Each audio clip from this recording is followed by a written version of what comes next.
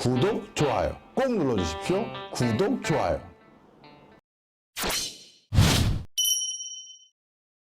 자, 아마 많은 분들이 매스컴이나 뉴스 등을 통해서 보셨겠지만 지금 거의 전 세계 경제는요, 전쟁만 일어나지 않았을 뿐이지 전시에 준할 정도로 굉장히 상황이 나날이 악화되고 있습니다. 그래서요, 지금 많은 국가들은 방역도 중요하지만 지금 꺼져가는 내수 경제의 불씨를 어떻게 하면 되살릴 수 있을지, 어떻게 하면 더 꺼지지 않게 만들 수 있을지에 대해서 어떻게 보면 노심초사하고 있는 상황입니다.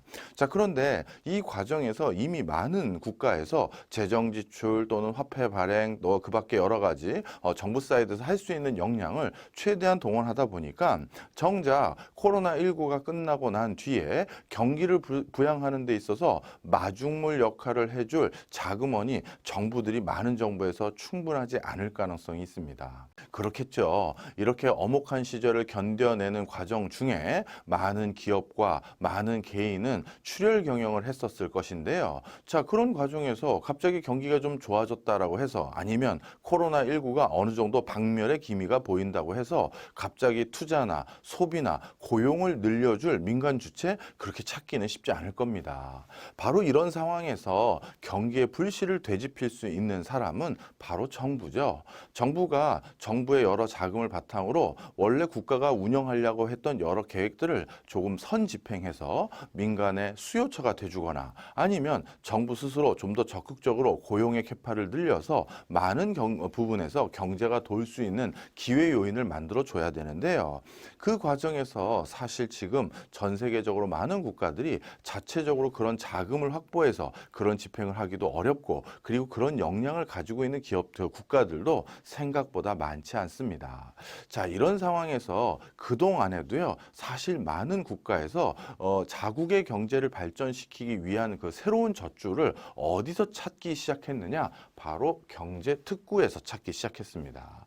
최근 들어서요, 코로나19 전입니다. 전 세계 경제 특구가 지속적으로 확대해 오고 있었습니다. 이걸 보시면 이거는 전 세계 경제 특구의 현황인데요. 1975년부터 최근 코로나19가 터지기 전인 2018년까지 전 세계 경제 자유구역 또는 경제 특구 이게 얼마나 많이 급증했습니까? 정말 엄청난 숫자로 증가했었죠. 자, 그러면 이렇게 경제 특구가 대규모로 증가하고 늘어날 수밖에 없었던 대표적인 요인들 몇 개를 좀 살펴볼까요? 자, 보시면 어떻습니까? 지금 결정적인 곳이 97년부터 2002년까지 굉장히 급증했다는 걸 보실 수가 있고요. 다시 2008년부터 2014년까지도 상당한 증가폭을 보이고 있고 그리고 최근 들어서도 다시 한번 급증을 하고 있다는 걸 보실 수 있습니다. 자, 공통점이 뭔지 보이시죠? 1997년, 2008년 뭡니까? 다 위기였을 때였습니다. 97년은 우리나라에게도 참 뼈아픈 시절이었죠. IMF 외환위기라고 불리우는 시절이었는데요. 그때 우리나라뿐만 아니라 이 동북아시아, 동아시아 근처에는 많은 국가가 경제적인 어려움을 토로하고 있었는데요. 홍콩도 금융시장이 어려웠었고 태국도 마찬가지고 말레이시아도 마찬가지고 적지 않은 나라들이 경제적으로 아주 직격탄을 맞았고요. 그뿐만 아니라 인접한 국가들도 역시 바로 옆에 있는 상당히 경제 관계가 긴밀했던 국가가 경제 위기에 처하니까 나머지 국가도 물론 무슨 IMF의 구제금융을 받는다든가 이 정도까지는 아니지만 그래도 적지 않은 어려움을 같이 감내해야 됐던 적이 있습니다.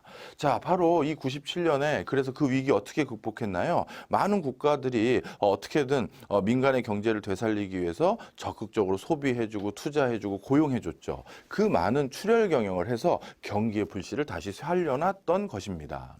자, 그런데요, 그 과정에서 우리나라뿐만 아니라 많은 나라들이 무엇에 대한 중요성을 다시 한번 깨닫게 된 시점이 이때냐면 외국인 직접 투자를 많이 유치해야겠구나. 우리가 경제 활동을 좀 더 빨리 회복시키고 보다 왕성하게 회복시키려고 했더니 국가 스스로의 자금은 제한되고 한정돼 있다 보니까 여기도 투자하고 저기도 투자하고 또 저기에도 투자할 할 수 있는 자금 여력이 안 되는구나. 그렇다면 그런 자금을 어디서 받아낼 수 있을까?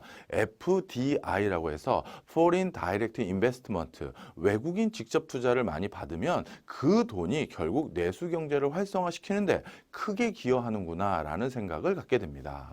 그래서 1997년부터 경쟁적으로 많은 국가가 외환 위기를 경험했던 상황에서 바로 외국인들이 외화를 들고 직접 투자를 하러 오도록 만들 수 있는 많은 공간적 터전을 만들어 나가게 됐고요. 바로 이때부터 경제 특구가 전 세계적으로 경쟁적으로 늘어나게 된 겁니다. 옆에 있는 국가에서 경제 특구를 만들어서 외국인을 유치하는데 야, 그럼 니네 나라는 뭐 하고 있는 거야? 유권자들이 뭐라고 하죠? 공무원들도 우리도 가만히 있을 수는 없지. 그러다 보니까 이렇게 경쟁적으로 크게 늘어난 것입니다.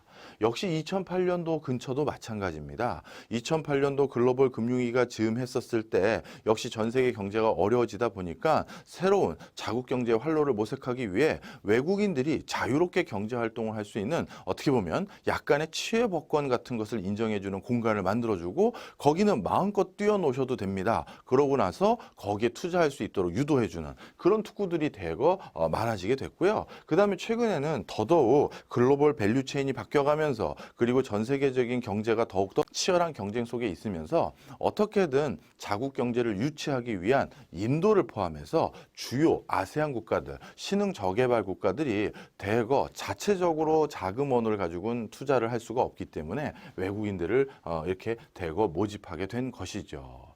자, 이게 바로 전 세계가 경제가 어려울 때마다 새로운 활로를 모색하기 위해서 만들었던 대안으로 경제 특구를 꼽을 수 있습니다.